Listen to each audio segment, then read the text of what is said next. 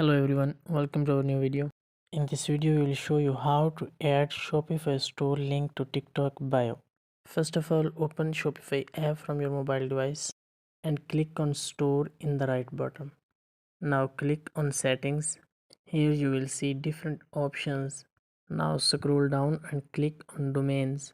Here you will see your Shopify store link. Copy this link.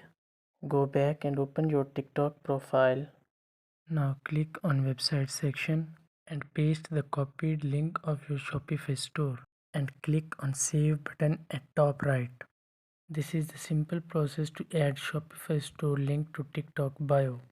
Like and share this video if it works well for you.